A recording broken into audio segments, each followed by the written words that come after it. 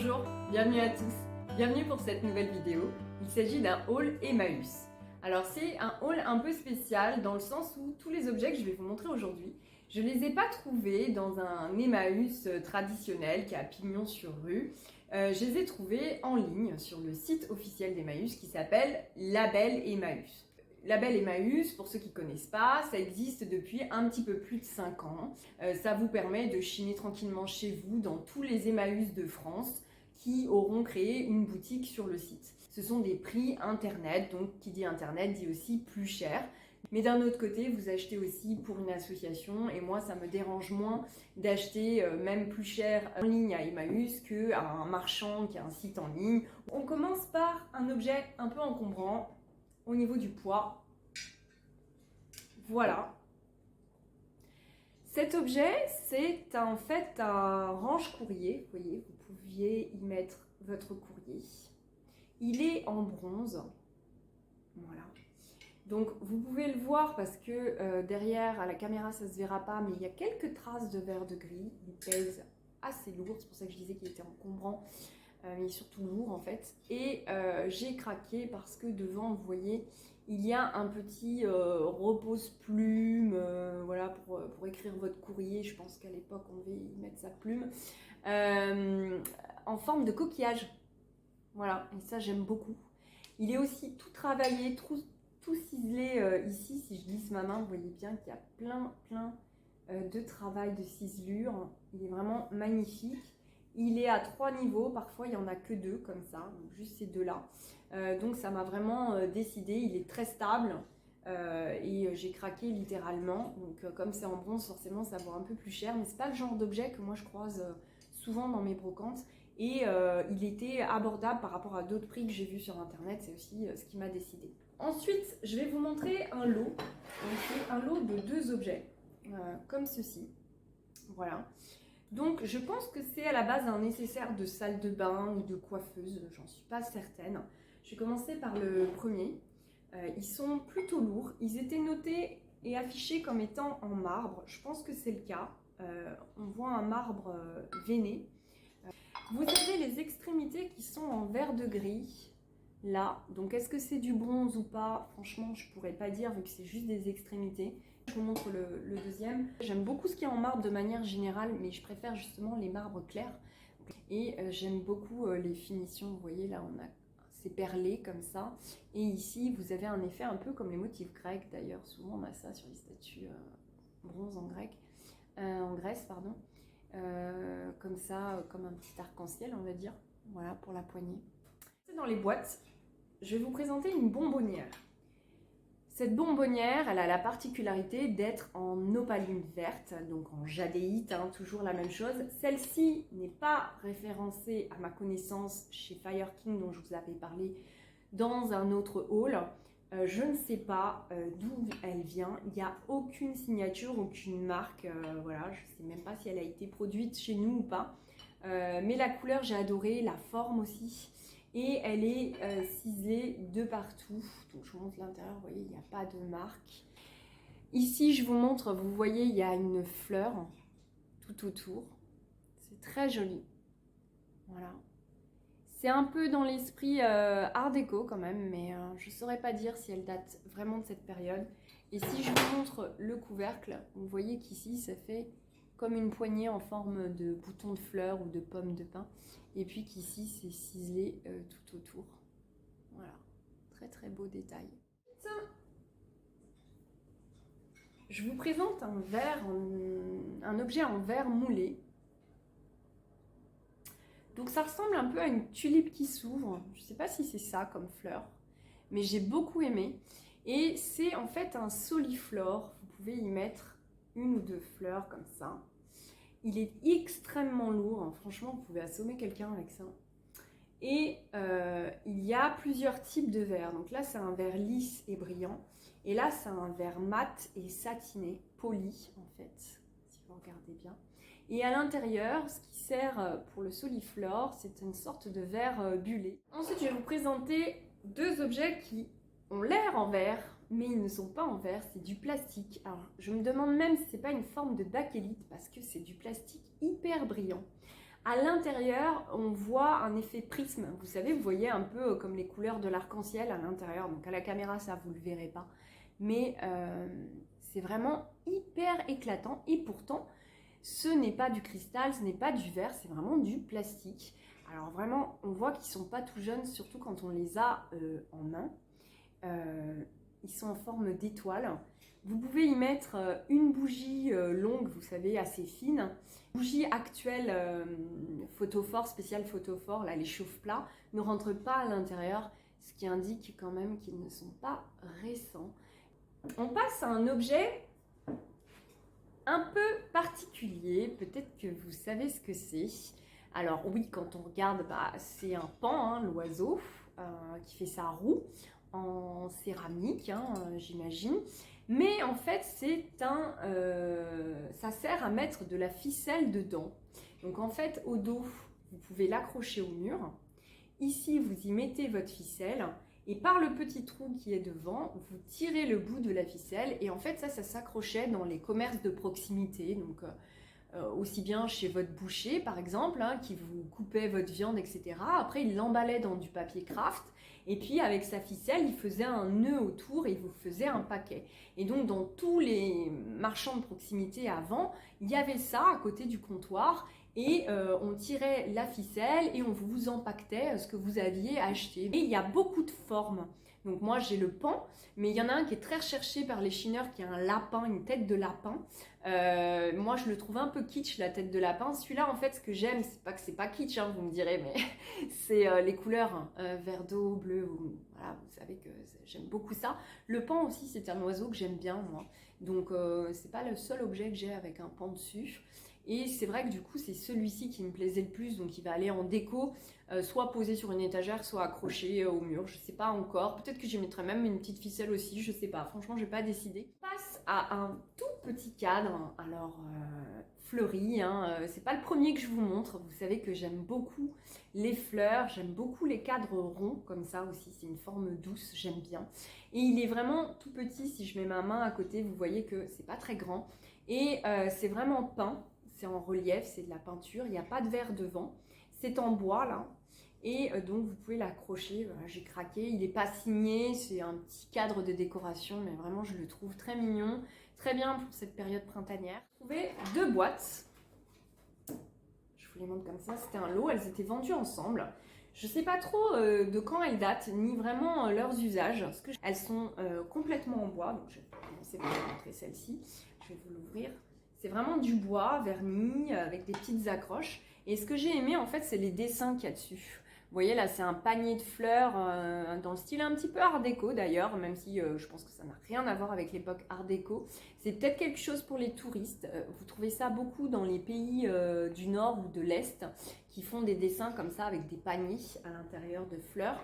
Et ce qui me fait dire ça aussi, c'est celui-ci. Vous voyez qu'il y a des oiseaux avec une tulipe.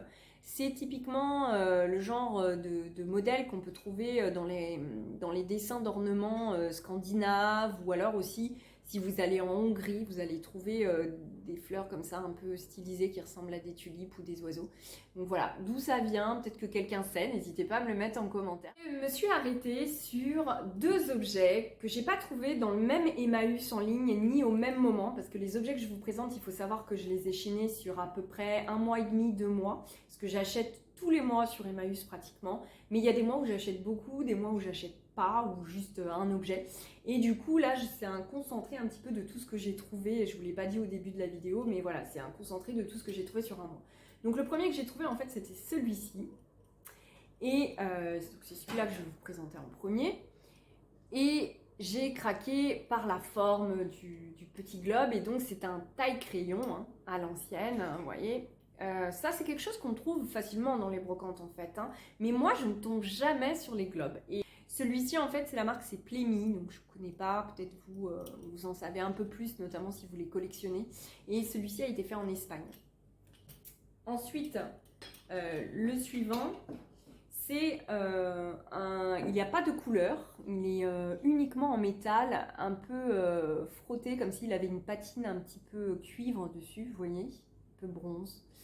Donc on voit les continents en relief, vous avez ici le globe, il y a une sorte de petite base pyramidale, c'est bien un taille crayon aussi, hein. Il a été fabriqué par contre à Hong Kong, c'est écrit dessus, mais il n'a pas de marque. Ensuite je trouvais un autre objet qui est assez petit aussi, qui a une forme sphérique également. C'est un petit vase, alors moi je m'en sers comme petit vase, et la raison pour laquelle j'ai craqué, c'est que dessus, je ne sais pas si vous allez bien voir, mais il y a du muguet en fait. C'est des brins de muguet qui sont représentés dessus. Et puis la couleur qui est bleu très très clair, presque translucide. Je pense qu'initialement, il y avait peut-être un bouchon ici. C'était peut-être un flacon. Une petite coupelle qui est en bronze. Voilà. Je ne sais pas si elle ne servait pas de cendrier. Elle a des motifs fleurs de lys. J'aime beaucoup ce motif. Je pense que je vais m'en servir en coupelle, en déco. Voilà, c'est pas un objet qui a une grande utilité en soi, hein. Moi je fume pas, donc peut-être que ça servait de cendrier, je suis pas sûre. Il n'y a pas les encoches là. Il y a une forme comme ça qui peut rappeler que ça pourrait servir de cendrier, mais il n'y a pas d'encoche. Et vraiment j'ai adoré cet objet. Ensuite, on va passer à une boîte en céramique ou en porcelaine, je ne sais pas, il n'y a pas d'annotation dessus. Ce qui m'a plu, c'est la couleur comme ça, bleu profond, j'aime beaucoup, j'ai d'autres objets de cette couleur chez moi. Et puis le fait qu'il y a un camé devant, j'aime beaucoup les camés, que ce soit les broches, que je porte pas mais que je collectionne, j'ai une boîte où j'en ai plein. Que ce soit sur des objets, donc vous savez la vaisselle notamment, Wedgwood, j'aime bien. Du coup, il était en promo et quand je l'ai vu, je me suis dit, allez, banco. Je ne sais pas d'où ça vient, je pense pas que ça soit très très vieux honnêtement. Vous voyez, il n'y a pas d'indication derrière. Maintenant, un autre cadre, cette fois-ci beaucoup plus gros. J'espère que ça va aller pour le champ. Voilà, donc, voici le cadre. Il s'agit d'un vase avec 2 fleurs. Et j'ai adoré vraiment cette peinture. Je ne suis pas trop tableau, j'en ai pas beaucoup. Vous en voyez une derrière moi là, avec la mer, je me penche, que j'ai aussi chiné sur la belle Emmaüs d'ailleurs. Parce que je voulais un cadre avec de la mer et j'ai mis beaucoup de temps à en trouver un qui me plaise, hein. Ça fait des années que j'en veux un. Je vais me remettre droite. Je vous le montrerai peut-être plus tard dans un home tour ou quelque chose comme ça. Parce que bon là j'ai beaucoup de choses et la vidéo est déjà longue. Et que l'objet c'est celui-là normalement que je devais vous présenter. Mais tout ça pour vous dire que j'achète très peu de cadres en réalité anciens et que vraiment quand j'en trouve un c'est que j'ai un coup de cœur dessus et qu'il est encore en bon état aussi parce que parfois ils sont dans des états catastrophiques. Alors là c'est le cas, il est abîmé le cadre mais ça lui donne une petite patine que j'aime bien et du coup ça ne me dérange pas. Et puis si vous voyez à l'arrière, vous voyez que c'est monté à l'ancienne. Voilà. Et dessus, c'est signé, il y a écrit Fresno, je pense, 1927. Voilà. Date-t-il vraiment de 1927? Je ne suis pas une experte en peinture, mais je pense que vu l'état du cadre et derrière, ça a l'air d'être du vrai bois, enfin du bois ancien, je veux dire. Et puis aussi, c'est monté à l'ancienne, donc je pense que c'est le cas au niveau des clous. C'est en fait peint sur du bois, c'est un panneau de bois, c'est pas une toile. Et vraiment, je le trouve tellement romantique, tellement désuet. Et puis si vous regardez le détail du vase, franchement, il est tellement mignon. J'ai adoré, voilà, j'ai craqué. C'est pas un chef-d'œuvre non plus, mais j'ai adoré ça. Je vais vous montrer 2 objets qui sont un peu mes coups de cœur de ce que j'ai trouvé dernièrement sur Emmaüs. Il faut savoir que je suis une grande fan des pierres précieuses, semi-précieuses, des minéraux si vous voulez. Et que on n'en trouve pas si facilement que ça, et même en brocante c'est un objet qui coûte en général assez cher, surtout quand vous voulez des grosses pierres. Et là j'ai trouvé, alors ça fait longtemps que j'en vois sur Emmaüs, mais à chaque fois j'aimais pas la taille, la forme, la couleur, il y avait toujours quelque chose que je n'aimais pas, le prix aussi, hein, parfois il faut le dire. Et là j'en ai trouvé 2, une qui était en promo, que je vais vous montrer tout de suite. Voilà, donc elle était à moins 50%, c'est pour ça que j'ai craqué dessus. Et elle a une très belle taille. Vous voyez, il s'agit d'une améthyste. Et elle brille vraiment très bien, elle est encore en bon état, elle n'est pas cassée. Et franchement, elle est même un peu plus grande que maman, vous voyez. Elle fait une très belle taille et moi j'adore mettre ça en déco. Alors je suis pas dans la mouvance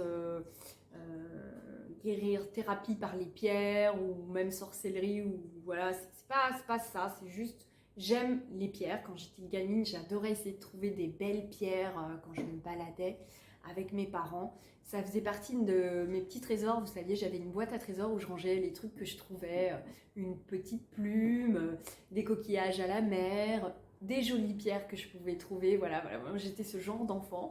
Et du coup, aujourd'hui, je peux m'offrir une grosse pierre, un gros trésor, on va dire. Voilà. Pour moi, voilà, c'est de l'affect.